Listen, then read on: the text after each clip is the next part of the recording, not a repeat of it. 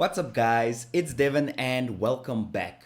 We are going to talk about Google Ads Keyword Planner in this video, and we have got so much to unpack and uncover, it's unreal. So we are going to talk about how to do your keyword research. How do you find the right keywords and how do you know how much those keywords will cost?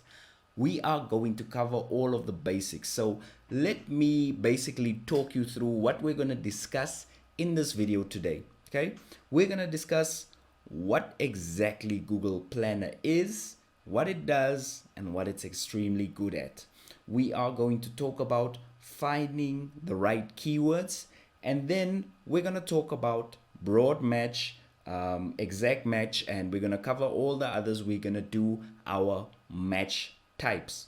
Last but not least, we are going to focus on how to build a keyword plan and also how to import your keyword plan into Google Ads itself.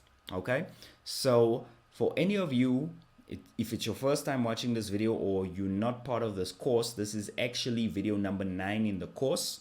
So you're a bit late, but it's cool. I'll forgive you. The link in the description below is where you find the full playlist, and I'm also going to make a link to the full playlist of the video course at the end of this video so that you don't miss out. Okay, so first and foremost, Devin, how do I even access Google Keyword Planner? Okay, so I'm also going to leave a link in the description below just so that you can see where it is. And I'm also going to show you on the screen what it looks like. Just now you get lost and you sign up for some weird thing that's not even Google Keyword Planner. So we definitely don't want that. Okay, so Google Keyword Planner, where do I start? I suppose I start at the beginning. Google Keyword Planner is simply a tool from Google that allows us to check out keywords, what they cost, and how many people are looking for them, and how much of our competitors or our rivals are bidding on them. So basically, it's like an all-in-one platform when you're planning out what keywords to use, either for your blog content, either for your website content, or in the context of this video, for your Google Ads campaign. So with that being said and done, how do you actually go about using this thing? Okay, so you would basically connect this to your current Google Ads account. There's a sign up process, and after that they ask you to connect it to your account. Thereafter, you will probably come into a screen like this after you exit the pop-up that appears. And then you're going to click on discover new keywords.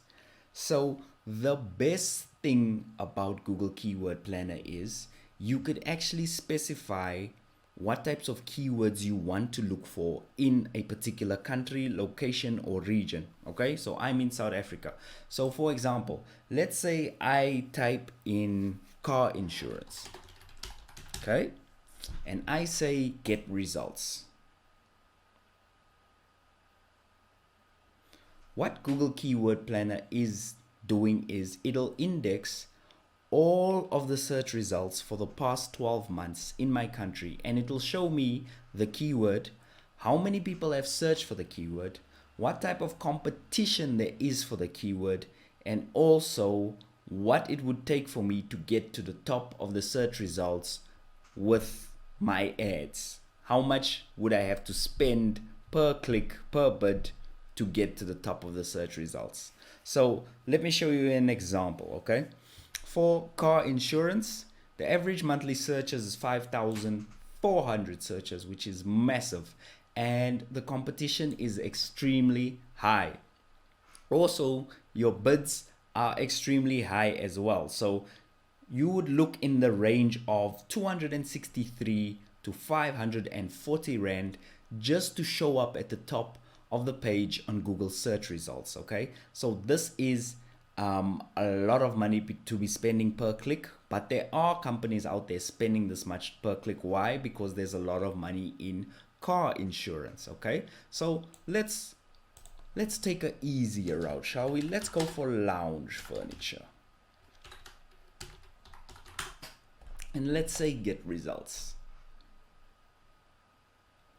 As you can see, for lounge furniture, there is much less of a bidding war and there is much less competition. So all of these keywords that you see here, these are all related to lounge furniture. So what Google Keyword Planner is basically doing is it's coming up with suggestions of keywords that we might want to use in our campaign. And obviously, if we have a lot of keywords in our campaign that are related to a particular subject, then we increase the chances of somebody searching Google and finding us on our Google ads, activating our Google ads, clicking on the Google ads, and eventually buying something for us. So guys, when it comes to keywords and Google Keyword Planner, this is where you win or lose the most money. You basically use your keywords as the weapons to get yourself on top and get the best ROI. So you have to plan out which keywords you're going to use. For example, somebody could be searching for lounge furniture. That could be a keyword. Or somebody could be searching for particular colors with their furniture. Or they could be searching something like, instead of running shoes, right? We could use that, running shoes, as a keyword. So if we use that as a keyword, that's a general search term, okay? You're gonna get a lot of traffic, but it might not be the type of traffic you want because the term is a little bit too general and a bit too generic. It could mean anything. But if we go and we change it into women's running shoes, we've now narrowed down the search, okay? And as you can see now, we got women's running shoes here. So that's a far more specific search term, and that will probably yield to a better quality of visitor to your website. So you gotta be very careful, and you gotta mix, you gotta use your general search terms, and you also got to mix them with your long tail keywords. So for any of you who don't know what long tail keywords are, they are generally keywords that are between 3 to 5 words long. So it would be something like black, or rather, let me say, woman's running shoes. I wonder if this will work. Let's see. Long distance. I know nothing about running shoes, but let's see. There we go. So best long distance running shoes for women. That is a highly specific search phrase. And if you could write a blog article, if you could do a video over that, or if you have your Google ads and you are advertising that particular product, that's money right there, because somebody has got a specific problem and they are searching for a specific solution to that problem. So the more exact you can be with your keywords, the better the chances are of you selling something. Now, that's not to say that your broad keywords or your generic keywords don't work, as we saw with the car insurance. It's just that when you use your generic keywords, you must remember that most of your competitors are also using that. So you are going to start kind of a bidding war where one person is trying to pay $2 for a keyword, and then you come up and you'll say $2.50, and the next rival will say $3. So you'll be caught up in a bidding war and you'll spend your money much faster. But if your budget allows that, no problem whatsoever. Okay, so that's basically what Google Keywords Planner is and what it does. Okay, and I must also talk about negative keywords in this section. So in other words, some of the keywords we don't want to show up for. So for example, if we are selling long distance running shoes, but we do not have products that have track spikes in. There's no need for us to have this particular keyword or be associated with this particular keyword. And I'm going to talk about broad match, exact match. I'm going to talk about that in the next segment. But what we can do is we can also turn this into a negative keyword as well. Okay, so what we could do is we could say that we definitely do not want to show up when somebody searches this term, and we can turn that into a negative keyword. So there is a lot of flexibility and functionality that you can use with Google Keyword Planner. So for example, let's say I want to add 5 of them. All I do is click. Now we're gonna get rid of track spikes. We already agreed we don't want them. Okay, there's not actually that much here. This was more to prove a point, but anyway, what we can then do is we can add it to a plan.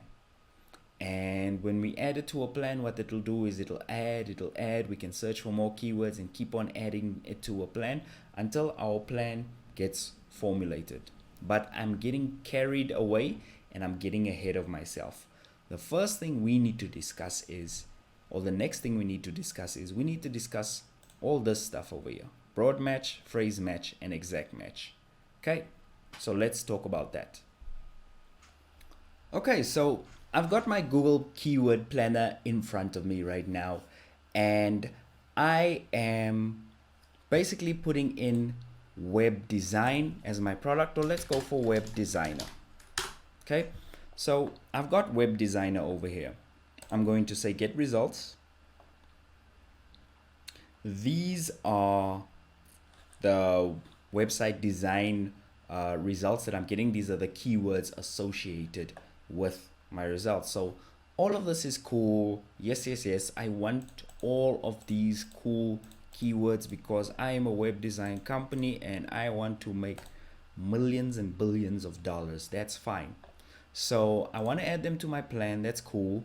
My ad group, I can name my ad group. I can call it the finest web designer in the land. Okay, that's my ad group.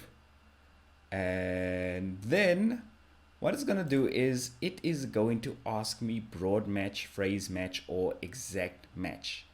And we need to talk about that so that we know exactly what these keywords are and what they mean. Okay, so broad match. Let's start with broad match. Okay, a lot of people don't like to use broad match because when you use broad match, Google will start to basically give you a broad range of results for your search term. Okay, so remember, you are a marketer, you are somebody using Google Ads to grow your business. You are not trying to spend money on people clicking on your ads that shouldn't be clicking on your ads. So for example, if I go broad match with the phrase web designer or with the keywords web designer, and if I go broad match with it, I'll show up for maybe web designer vacancies, or maybe somebody looking for web designer jobs, or maybe somebody looking for free web design, like, you know, some of the online sites that do free web design. I'm going to show up on all of those because Google is trying to broadly match. They're trying to broadly match the main two words, web designer, and they are trying to broadly match them in any order. So it could even be web with another word in between it and designer. It could be in any exact order, just as long as the words web and designer are in that particular search term. And that is not too good if we are paying every time someone clicks on our campaign. It is not too good, and it's extremely difficult to control. So broad match, I would definitely advise you not to use broad match in most of your searches.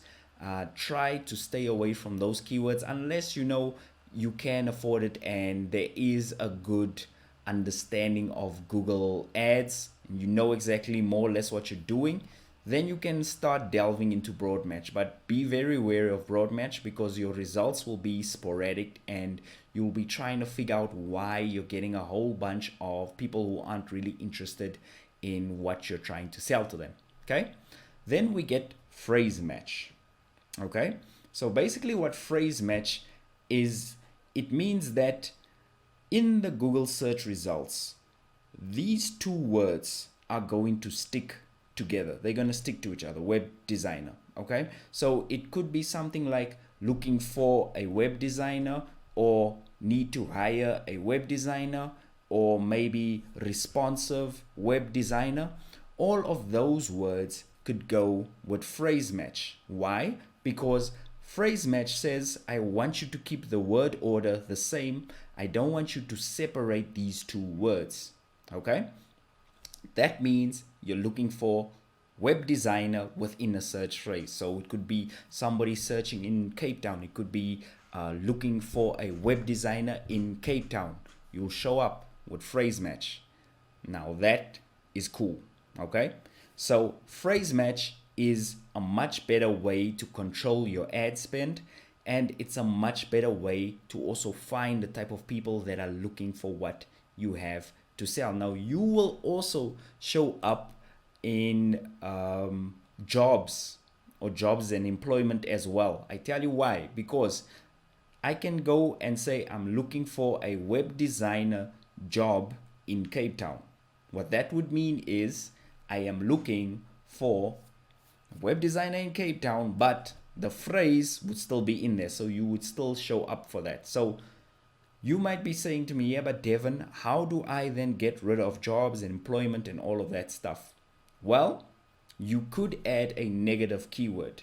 Negative keyword basically says that whenever somebody searches and the search has this specific keyword in, you don't want to show up. So for example, free or jobs or employment, you don't want to show up.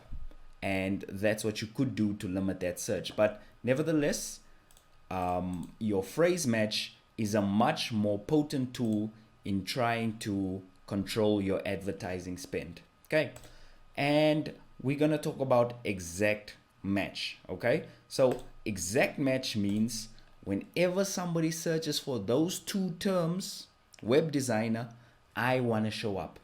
I do not want to show up for anything else other than somebody typing in web designer into the keyboard in Google search. That's it. I want to show up for that exact term.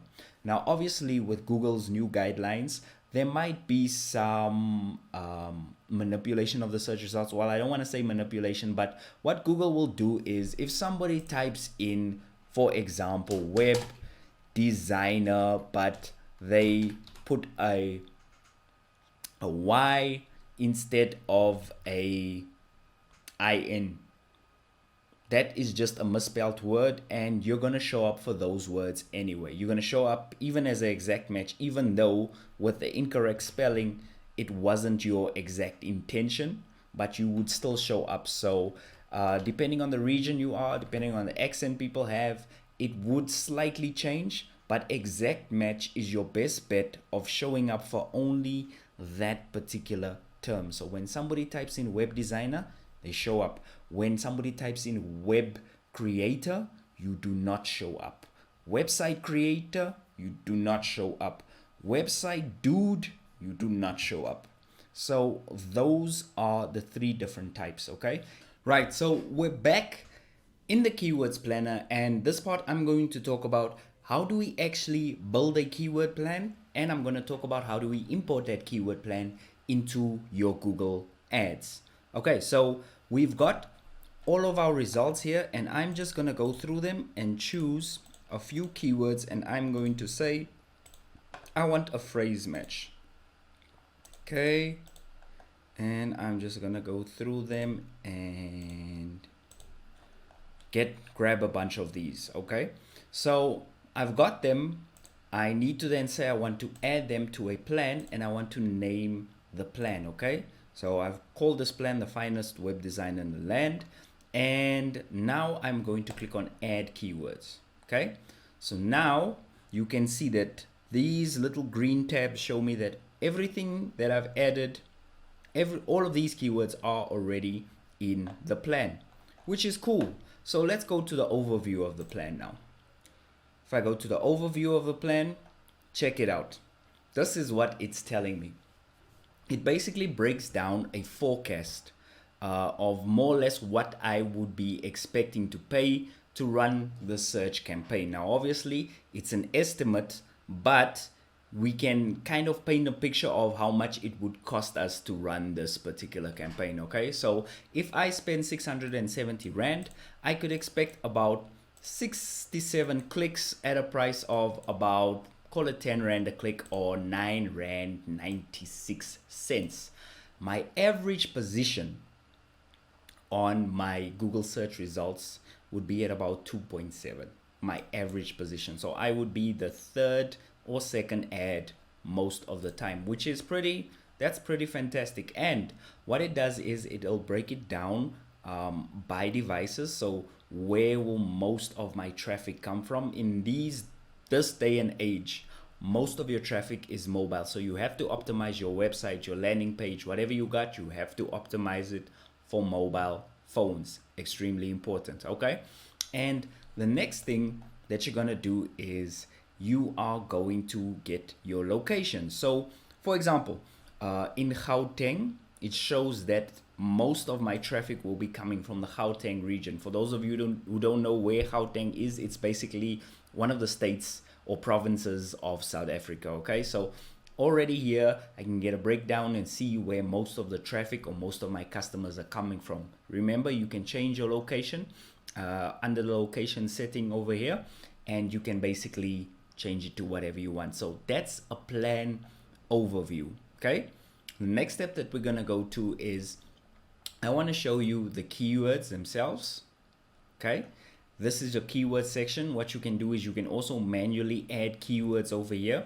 And remember, I was telling you that we don't want to show up for phrases like free web design. So you could go under negative keywords and you could enter web design jobs, web design vacancies, web design, or free web design. You could add them as your negative keywords, or the words jobs, vacancies, or free. You can say when those appear, you do not want to show your ad. Okay. You also get your historical metrics. So it tells you the performance of only your keywords over the past 12 months as well, which is cool. So you could see more or less how it's evolved, if the search traffic is going up, if the search traffic is going down, that sort of thing. So as you can see, it's a pretty comprehensive tool, Google Keyword Planner, and I highly suggest that you get it. So when I click on the create campaign, it is basically going to ask me for a name for the campaign. So I can go YouTube test. I can select a daily budget. And then when I say save, it should start, or it should launch Google Ads and take me back to my Google Ads settings. And that's basically your dashboard, and you guys know what to do from there because you've been learning on this course, obviously. So yeah, that's Google Keyword Planner, and you need to have this in your life. You definitely need to have this in your campaigns, and it will make all the difference when controlling your costs. Okay, so this is video number 9 of the series. There are more videos to come, so please like or subscribe if you like this content, and thank you very much for sticking around till the end. I will see you in the next video.